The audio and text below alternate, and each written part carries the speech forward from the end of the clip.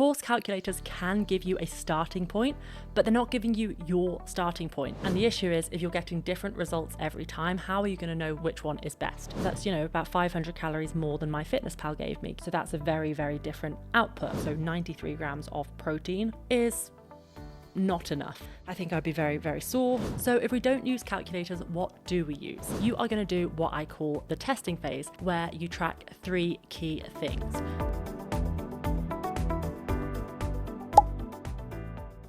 Welcome to the Unfiltered Athlete, the show where we get real and honest about training, nutrition, performance, and mindset.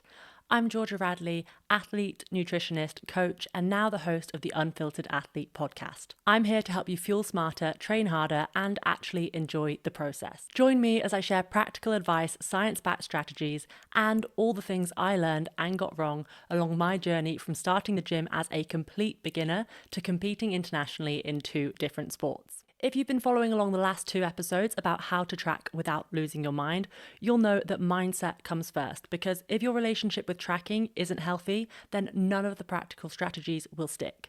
And part of being able to develop and maintain this healthy mindset, as well as actually be able to stick to your targets, is making those targets relevant, realistic, and, let's be honest, effective, because you're not going to end up sticking to something that's just not working. So today I am building on the foundation that we have set in the last 2 episodes and answering one of the most common questions I get, and that is, how do I know how much I actually need to eat? Because if you've ever used a macro calculator or an app, or even asked ChatGPT to set your calories, chances are you've got a different result from every single one, and then you've kind of been left wondering which of them, if any, were correct. And so in this episode, I'm going to help you ditch that confusion, and you're going to walk away with the exact process that I use to calculate calorie and macro targets that are going to be perfectly matched to your goals. Targets that don't use generic calculations, but targets that are actually based on your body, your data, as it is right now. And this is the process that I've developed from years of working with one-to-one clients, and it's so essential to using nutrition to actually get results that it actually forms phase 1 of my signature nutrition program, the Athlete Nutrition Blueprint, which you can find out more about in the show notes.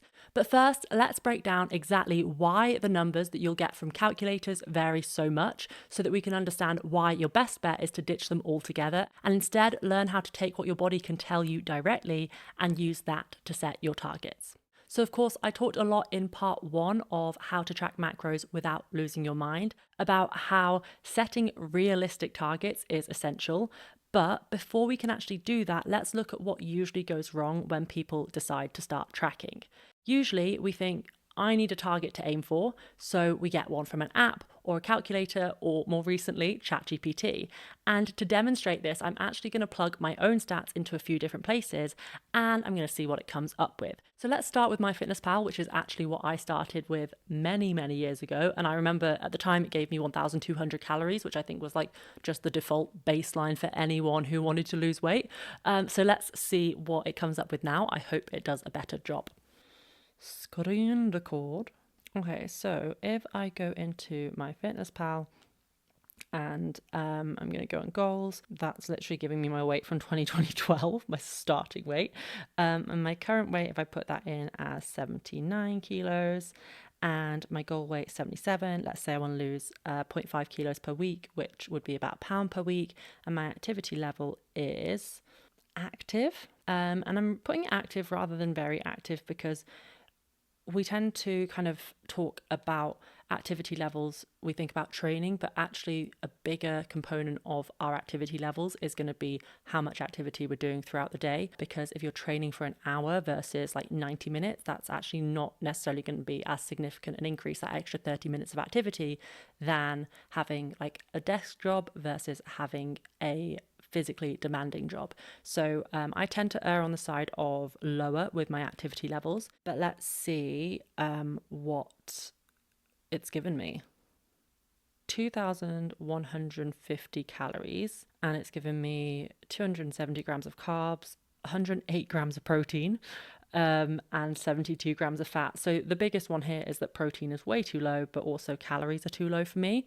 And typically I'd actually put lightly active. That will give me even lower calories. But you see it also has just adjusted my protein down. So 93 grams of protein for a weightlifter who weighs 79 kilos is not enough. I think I'd be very, very sore and losing a fair amount of muscle if I ate those calories. So that is MyFitnessPal. What a delight that has been. But at least it has not given me 1,200 calories. So I suppose it could always be worse. It's better than it used to be. It's better than the 1,200 calorie target it gave me, but the protein is still low. I could, of course, override those settings, but the whole purpose of using these apps and these calculators at this stage is on the assumption that I don't know what calories and macros I should be eating, and I'm trying to rely on these apps to give me a starting point, and I don't know how to override them. Obviously, as we go through this episode and in coming episodes, that's what I'm helping you do. I'm helping you know what targets you actually should be setting rather than having to rely on unreliable and variable apps. But say you did use MyFitnessPal and you got those macros and you're unsure, you're thinking, I think that protein seems a little bit low, or those calories seem a little bit too low or a little bit too high, and you think, let's see what another calculator says, just to check. Let's use Precision Nutrition. That's a reputable source. And it is a reputable source. But again, it is just an estimate. So let's see what it says. Using my professional calculator. So my name is Georgia. And I'm going to put my weight in. And I'm 5'5". And female, and I'm 29. Next. And let's say I want to lose weight. And my goal weight is 77 by, it says comfortable 5 to 10 weeks. So let's say 5 weeks. 1, 2, 3, 4, 5. Cool. Weekly purposeful exercise. So I like that this separates it. Most calculators will just tell you to give your exercise or activity levels, but doesn't separate them. So it can be a bit confusing, because if you are like an athlete and you train really hard, but then you spend the rest of your time sitting down, which is probably a good thing, with the exception of obviously a bit of walking just for health, then you might be a little bit confused as to what to select. So weekly purposeful exercise, I'm going to put very intense. Gives me a bit of an indicator here, 7+ hours, which I know I do. And then I'm going to say light. Actually, I'll go for very light, just because I do some walking, but that's deliberate. So otherwise I sit. I'm definitely not on my feet all of the day. Balanced. And again, I'm putting balanced because this is giving me a percentage. I can customize it, which, if I was doing this for a client, although I wouldn't necessarily use this because I have my own way of calculating things. But if I was using this, I would be overriding the percentages and the grams. But I am using this calculator as an example of what it might look like to use various calculators if you did not know how much you were supposed to be eating and you were relying on these calculators to be accurate and to be helpful. So let's assume I don't know what I'm doing. So I am assuming that the default setting is good. Meals per day. Results. Brief summary. It has given me, and this is for weight loss, 2,457 calories per day. And it's given me about 175 grams of protein per day, carbs, and nearly 100 grams of fat. So this is really different to MyFitnessPal. 2,450 calories, 175 grams of protein. Bearing in mind that these veg will add some carbs, so it's a bit of an interesting one that this does, but I do like it. And then the fats are quite a bit higher. And remember that this was based on me doing very light activity.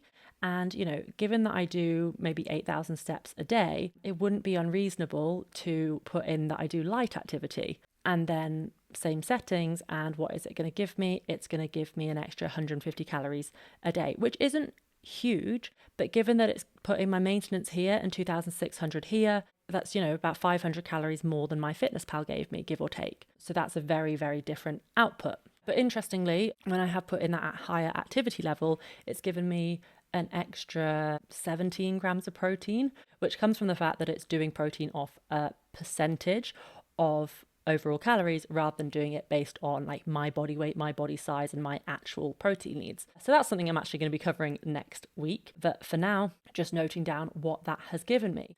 So say I'm at this point and I have used MyFitnessPal or another app to give me a starting point, and then I've thought, I'm going to double check it, see what somewhere else says. So I use Precision Nutrition, and now I've got two completely different results. Obviously, I could meet somewhere in the middle, but they are very drastically different. So that might just be a little bit confusing. So maybe I think, okay, right, let's look at a third place. And given that this seems to be what everyone is doing these days, let's say I use ChatGPT.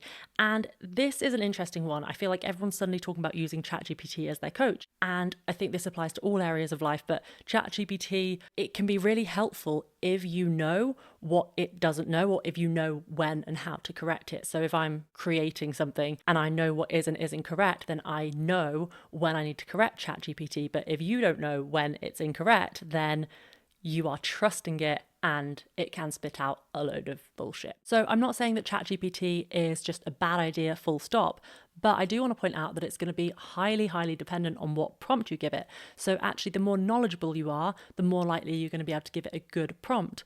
But again, we are looking at this from a point of view of maybe a beginner or someone who is currently very confused by all of these different conflicting targets that they've been given. So knowing exactly how to prompt ChatGPT might be a bit tricky. I can share the prompt that I'm going to use and you could use that for yourself. But again, assuming that you don't know where to start, then you are not going to know if the output is actually any good. Whereas when I use this prompt, because I know what I'm eating and I know what my macros are and I know what my goals are and how to adjust my macros for them, then I am going to be able to tell you whether this output that ChatGPT gives me is good or not so good for my current goals. When I say good, I just mean, does it actually align with what I know that I need to eat? So here is a prompt that I prepared earlier. Can you give me macro targets? Here's some information about me that I want you to use when providing targets based on the most up-to-date evidence-based sources.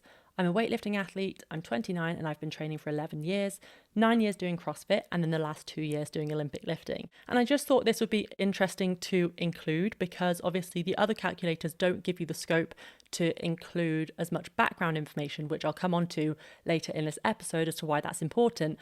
But I thought the opportunity is here. Let's see if ChatGPT can actually use some of that extra context to make the output even more personalized. In theory, can it give me a better result? Maybe. In practice, we'll see. So I'm 5'5", I weigh 79 kilos, I train 6 days per week for a total of about 12 hours. And again, activity levels, it's a tricky one because how much of that 12 hours is intense, how much of it is warming up, how much of it is resting between sets. Like if I was spending all that time squatting, then that would be burning more calories than if I was strict pressing. So this is another time where it's quite helpful to be able to actually tell ChatGPT what type of training you're doing rather than base it on subjective, because if someone asks me how hard is my training, then I can say that I'm doing 90 minutes of really difficult training. That doesn't mean it's 90 minutes of high energy expenditure training, because relative to say 90 minutes of cardio, my energy expenditure for lifting is actually going to be a fair bit lower.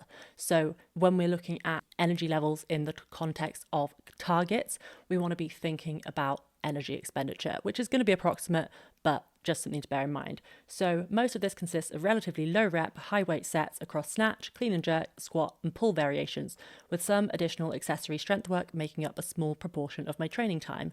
I do around 8,000 steps per day. Please can you suggest macros for me with the goal of maintaining my weight and supporting performance? Now, obviously, if I want this experiment with the 3 different calculators to be at all scientific, I realize I need to ask this to calculate me some weight loss macros. So I will do it after it has done its thinking about my maintenance macros. It's interesting, this is ChatGPT 5 and it's definitely upgraded from what it used to be in terms of it tells you what it's thinking about. It's thought for 39 whole seconds, really long time, and it can tell me what it's based my targets on. What is interesting as well is that I actually practiced this before recording, and so I have it in another chat and it gave me a different output. Exactly the same prompt, brand new chat, different output. It has given me training days, 6 days per week, 3,000 calories, 150 grams of protein, 95 grams of fat, 395 grams of carbs. Rest days, it's given me the same amount of protein. That's good. I like that. 2,700 calories, so a little bit lower, but not way lower, which again, I quite like that.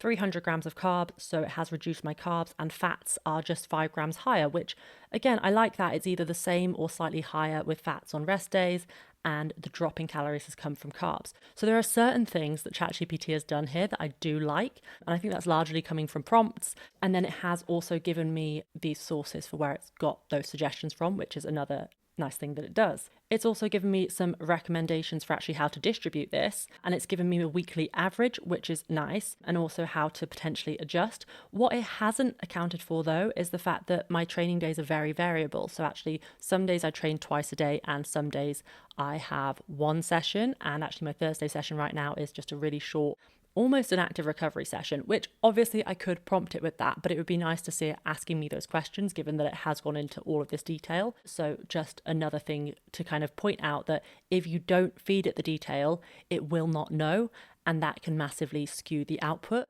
and make the results less helpful. So this has given me an average of 2,930 calories. And if I go to, again, this was the exact same prompt. It's given me here 160 grams of protein, 400 grams of carbs, and 90 grams of fat. This is sort of the average intake that it's suggesting for me. What if I ask this? How could I cycle my calorie intake between training and rest days? So this is interesting compared to that other table it gave me. This is suggesting 3,200 calories on a training day, 2,600 on a rest day. Carbs have a bigger discrepancy, fats are on average lower, and protein is on average higher. So really quite a big difference. And if we're considering that this was the exact same prompt with no prior conversation, so it's not even a case of if you prompt it better, it will give you a better result. If you just open up a new chat and prompt it again, it will give you a different result. And the issue is if you're getting different results every time, how are you going to know which one is correct, which one is right, which one is best? So this is more to demonstrate that it's unreliable rather than whether it's good or bad, because I'm sure if I prompted this enough times, I could get it to spit out the macros that I'm currently eating that I know are working for me. But that would require me to reverse engineer the prompt to get the answer that I want, when actually what we want is the answer. We want to know how to get directly to the answer without jumping through hoops, which is what I'm going to explain how to do in this episode. So if all of that has left you thinking, if I can't even get a consistent number from one of these supposedly reputable or scientific tools or good ChatGPT prompt, how do I know which one is right? And the answer is that you don't, because none of them are actually using your data. Even though you gave them your information, some tools you might give more than others, they're not using the complete picture of your data. And this is because all of these tools are built on population averages. They're not built on your unique physiology. They're not built on your training load or your personal metabolism. They don't account for all these different things like your current body composition. Notice how none of them asked me what my body fat percentage was, even if they did. I don't know it if I've not had a DEXA scan. They don't know my genetics. They don't know my dieting history. Like, have I been dieting recently? Do I have a history of undereating, chronic underfueling? What is my true activity level and intensity? As I've already kind of alluded to, there's a lot of complication around how much activity am I actually doing depending on the type and duration of that activity. And am I including my training or am I including my steps? Like, what does and doesn't count? So that's another point that can kind of confuse the calculators or give different results depending on what information you put in. And of course, even if I know how long I train for and how many steps I do, I don't know how much I fidget or just kind of move around that isn't really accounted for with my watch or anything else. It doesn't know what foods I eat. It doesn't know my hormonal cycle. It doesn't know what my sleep is like. It doesn't know what my stress levels are like. So there's this huge picture, this whole background, this whole backdrop of information that these calculators, these tools are never going to be able to truly utilize, because it's all based on numbers and calculators and averages rather than what's actually going on with my body and what my body needs. So of course, calculators can give you a starting point, but they're not giving you your starting point. And you might get lucky and find that whatever calculator you use, you follow those macros and it works out. But given how many variables there are that I've just listed, it's much more likely that you will start off, you will try to hit those targets that you've been given. Those targets aren't right for you. Like, maybe your calories are too high and you start gaining unwanted weight, or maybe your calories are too low and you feel, constantly tired and hungry, you can't stick to them. And so you give up or you burn out or your performance drops off. But what you want and what you can be doing is going straight in with a target that is in line with your current starting point right now. And I want you to think about it like this for a second. If you were to start a running program designed to help you train for a 5K and PB your 5K race time, and it was a program that was based on giving you paces to hit for each session, you wouldn't start the program using random targets that you've plucked out of thin air, and you wouldn't use someone else's pace targets. You would need to start off by knowing your current 5K time or whatever baseline the paces for the program are based off, and then you would be able to follow the program based on those paces that are in line with your current fitness levels. So if you set out with someone else's 5K time or used an estimate that was too slow, let's say, you would be hitting the sessions at a lower intensity than the program intends you to. And then as a result, you would make slower progress or even no progress if those slower paces meant that you just weren't pushing hard enough at all. And then on the flip side of that, if you started out the program with an estimated pace that was too fast, you'll not be able to follow the program fully. You'll be frustrated, you'll potentially not be able to complete the sessions at all, or you might be able to, say, hit the paces in the first week, but by weeks 2, 3, and 4, you're not keeping up. Maybe you burn out or you get injured or you're overly fatigued because you went out too fast and couldn't keep up the progression. And all of this is because you didn't have a baseline that was actually yours. And the other way that we could use this analogy, and this is something I see people do with their nutrition targets all the time, is to imagine you start the program and then you base it on your 5K time from a year ago. And in this case, even though the input you gave it, the 5K time, was your starting point, it is not your up-to-date starting point. So you might be faster or slower at this point. In this case, you need to retest your 5K. And to bring this back to nutrition, this would be like taking your calorie and macro targets from a year ago or longer and assuming that they are still right for your current needs, when a whole lot of things may have changed in the meantime. And we can apply this same principle to a strength training program. So in my squat program, creatively named Squat Version 1, in week 1, you'll actually start off by testing a 5 rep max. And then the following weeks are going to be based off a percentage of that 5 rep max. And this is the equivalent of knowing your baseline calorie needs, or your maintenance calories, also referred to as TDEE, or total daily energy expenditure, and then being able to use them to calculate a calorie deficit if you want to lose weight or a calorie surplus if you want to gain weight. And finding this baseline is exactly what I'm going to show you how to do next. So if we don't use calculators, what do we use? Well, just like I've been talking about testing your 5K time or your 5 rep max, you're going to test your current calorie intake and your body's response. And I have a structured approach for doing this, which I've developed with my clients over the years, and it works so well that it is the first step inside the Athlete Nutrition Blueprint, and that is the process that I'm going to take you through right now. You are going to do what I call the testing phase, and this is a 2-week, sometimes longer phase where you track 3 key things. Number 1 is your food intake, number 2 is your weight, and number 3 is your activity levels. So let's go through each of these. The first, tracking your food intake, is all about tracking your current diet, not making changes, because the whole point is that we're finding your baseline so that you're then able to make effective data-driven changes from that. So we want to base it off what you're currently doing consistently. So whatever your current nutrition habits, even if you think they're really bad, whatever your macros, whatever your calories, you're going to track that.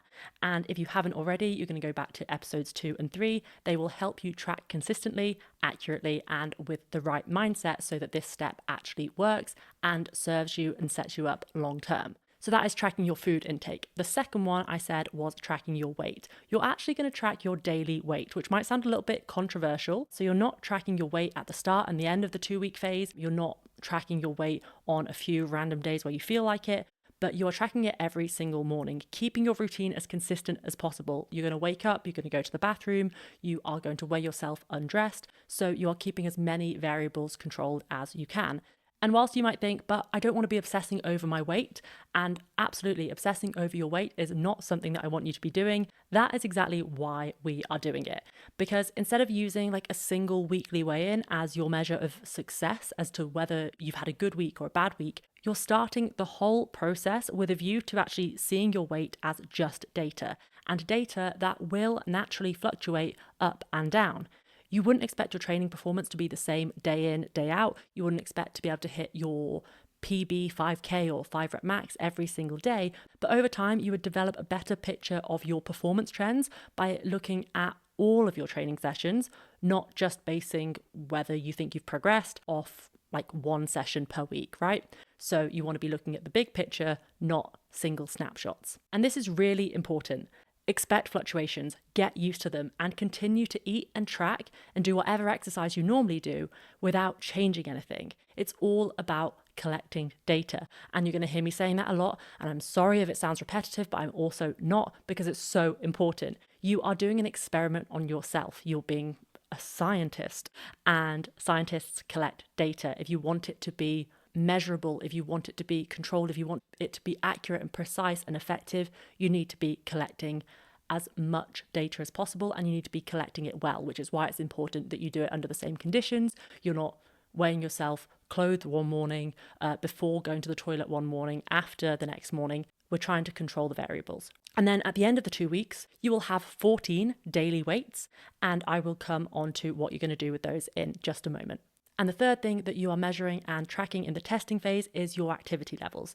And I recommend tracking this loosely. So you're not, say, like recording how many calories your watch says you've burned, for example, because just like calorie calculators, these are just based off really general population averages and aren't accurate. So this one doesn't have to be as precise or granular as the others, but what you can do is track your daily steps plus time spent training. And I'd also recommend just noting down the type of training, because doing a total of, say, 5 hours of yoga is going to be different to doing a total of 5 hours of running or strength training. It's more to do with getting a general overview of how much energy your body is needing.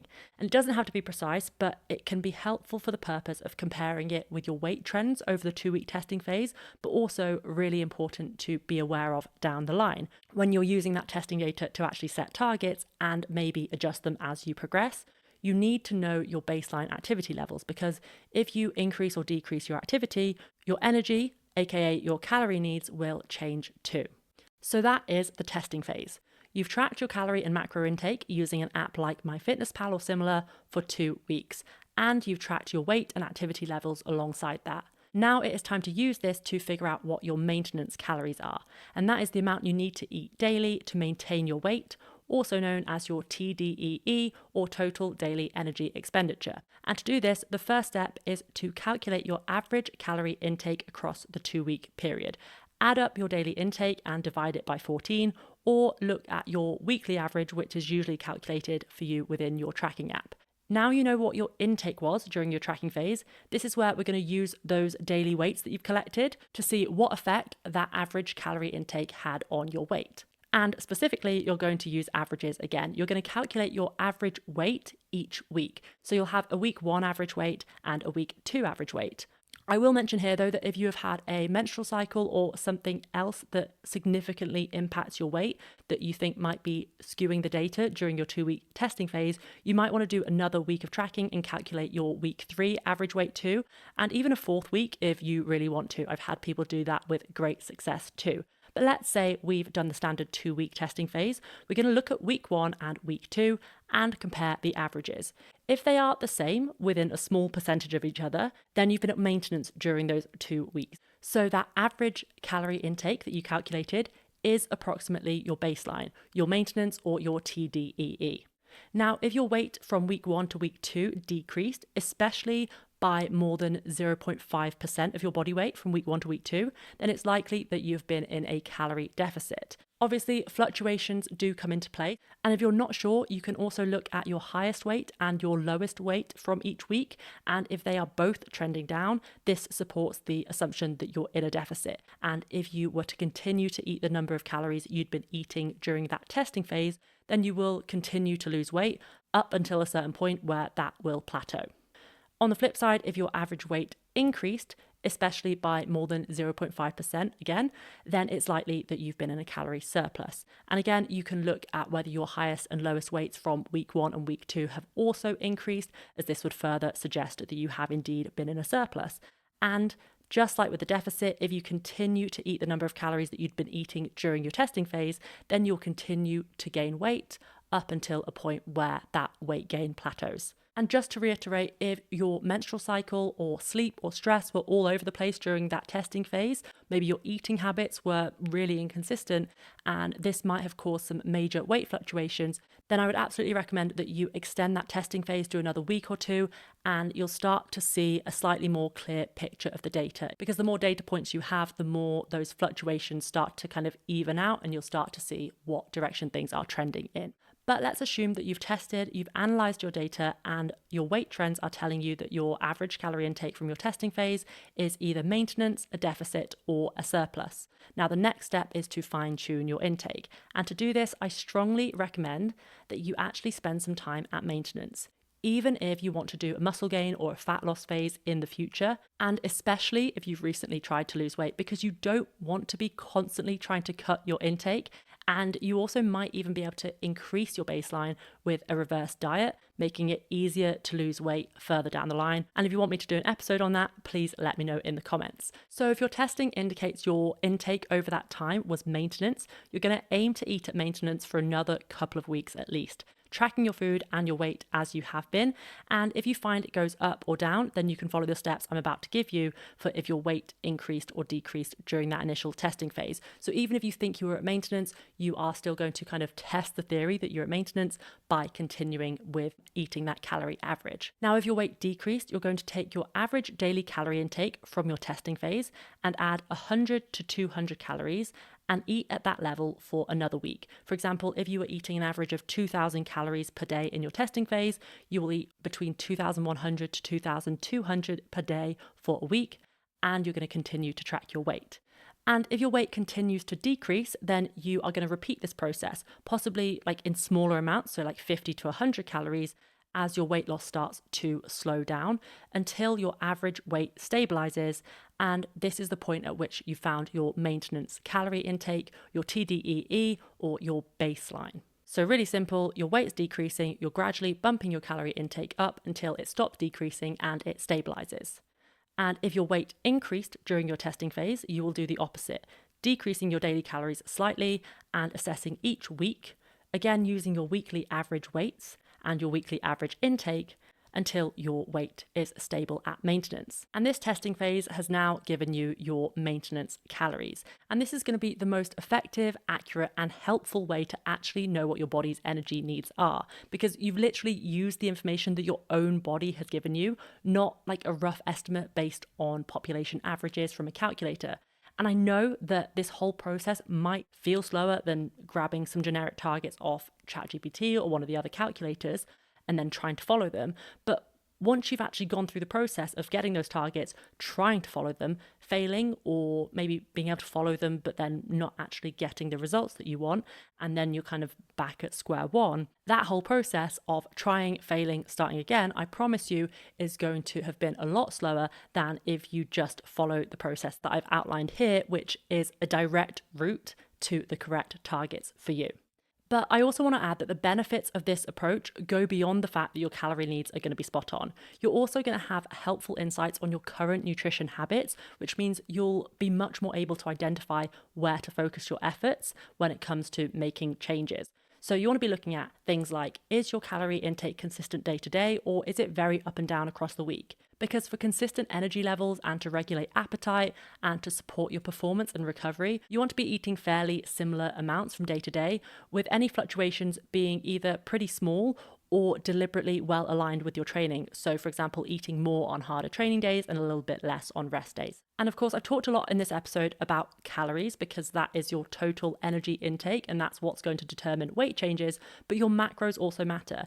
And from this testing phase, you'll also be able to look at your average intakes of protein, carbs, and fats, and also start to get an idea as to whether this has been consistent. So another place that you're identifying areas that you might be able to make changes, like maybe some days you're eating plenty of protein, others it's been low, or maybe your calorie intake has been really up and down, but you're seeing that is aligning with maybe your carb or your fat intake also being really up and down. And from having this tracking information, you can look at what actual foods you've been eating and which of these food choices are going to be helping you hit your targets, and which of these food choices are maybe more likely to push you away or over or under the targets that you're aiming for. And then the other thing that you might spot from doing this testing phase and the tracking is things that actually impact your weight. Things like alcohol, maybe certain foods, if you ate out at any point, or maybe if you are eating at different times. You might have noticed that some days you're waking up heavier or lighter for reasons that you can't otherwise explain, and you might just start to pick out certain trends or patterns. And this is always really helpful information to know about your own body. It's very individual, but it can help you develop a picture of how you can expect your body to respond, and also how you might interpret any weight changes and fluctuations in the future. So now you've got all this amazing information from your testing phase, not just calories, but your macro intake and your eating habits and your eating at maintenance. What is the next step? Well, your maintenance intake from this process is just based on calories right now. But as I've touched upon in this episode and also spoken about in the previous 2 episodes, we also want to look at macros. And your next priority is going to be protein. Your testing phase is extremely helpful because you've now got an idea of how much protein you're currently eating. But the next step is knowing and working towards a protein target that supports your goals, which is exactly what I'm going to show you how to do in next week's episode. But right now, if you've been confused or struggling with knowing how much to eat, the best step you can take is to follow the process I've given you in this episode, tracking your food, tracking your weight, and I've even included a free downloadable cheat sheet in the show notes to help you get started and follow through that process, especially if you prefer to have these things written down.